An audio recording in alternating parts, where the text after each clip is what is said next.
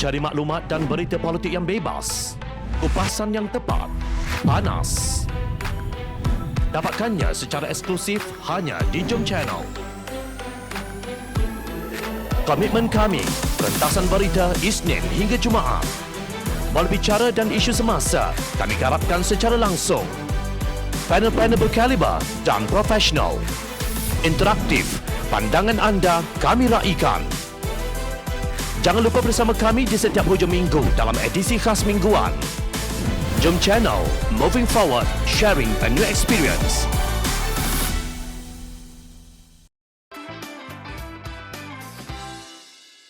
Pemimpin kaya raya, rakyat pula papa kedana. Pengerusi Majlis Pemulihan Negara Tan Sri Mahyadin Mat Yassin berkata, bantuan berbentuk sumbangan semata-mata tidak dapat memutuskan rantaian ganas kemiskinan. Sebaliknya, peluang, inovasi dan integrasi boleh mengubah penerima bantuan ekonomi menjadi peserta dalam pemulihan ekonomi keseluruhannya. Dia berkata, langkah-langkah pelindungan sosial serta pelbagai rancangan perlu digabungkan menerusi usaha pembaharuan ekonomi berskala besar yang akan memulihkan ekonomi negara dalam semua sektor. Secara keseluruhannya terdapat banyak dimensi dan rancangan ke arah membasmi kemiskinan. Bagaimanapun, apa yang tetap penting adalah kekuatan menggabling lebih banyak bantuan dengan dilengkapi fokus yang diperbaharui bagi memastikan bantuan sampai kepada sasaran yang tepat, katanya. Dia berkata demikian dalam ucapan perasmian di sesi webinar Maya Towards National Recovery and the Next Phase, Eradicating Hardcore Poverty by 2025, sempena Hari Antarabangsa Pembasmian Kemiskinan lapor bernama. Apakah Mahyadin memahami apa yang dikatakannya? Kalau beliau faham, tidak akan ada kerja renovasi seri perdana yang tidak didiaminya memakan belanja 38.5 juta ringgit dan berjuta lagi untuk mengubah suai pejabat dan membeli perabot baharu ketika rakyat kelaparan, dan ada yang mengangkat bendera putih serta ratusan yang membunuh diri. Kita ambil contoh kes 150,000 laptop untuk pelajar daripada golongan B40 menerusi inisiatif Tabung Cerdik yang diluluskan dalam Belanjawan 2021 mengambil masa begitu lama untuk diselesaikan.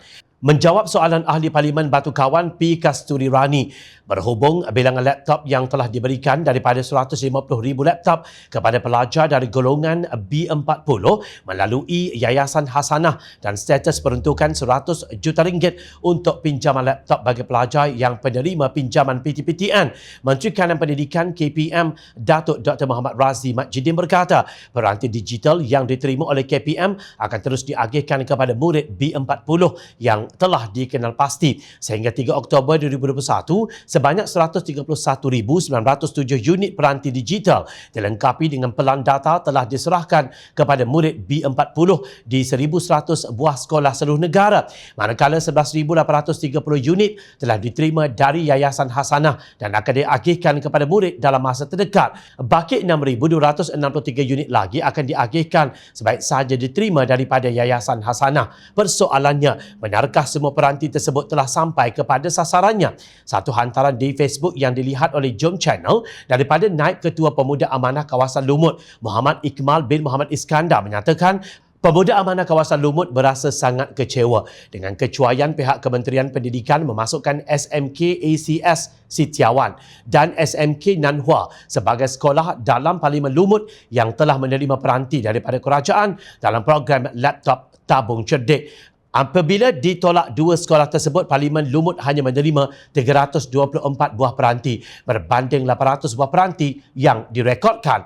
Dengan hanya 3 buah sekolah menerima sebanyak 324 buah peranti, ia satu jumlah yang sangat tak masuk akal berbanding jumlah sekolah dan pelajar yang ada di Parlimen Lumut ini.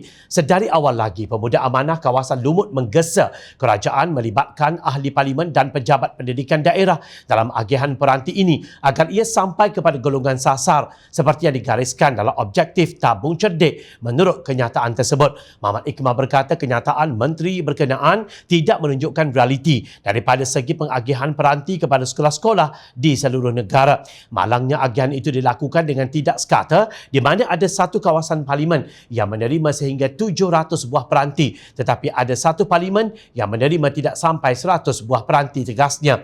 Pemuda Amanah Kawasan Lumut percaya agihan yang tidak adil dan saksama Ini mengakibatkan jurang capaian kepada PDPR semakin melebar di antara kawasan bandar dan luar bandar.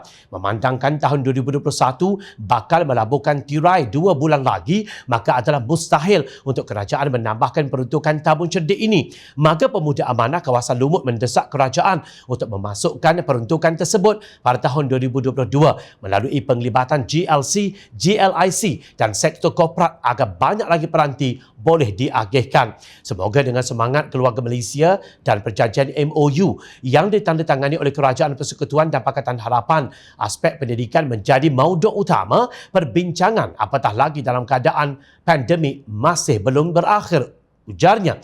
Itu pun Muhammad Iqmal masih bersangka baik dan menaruh harapan bahawa masih ada sinar untuk golongan B40 yang kini tercicir dalam norma baharu pendidikan pasca pandemik COVID-19.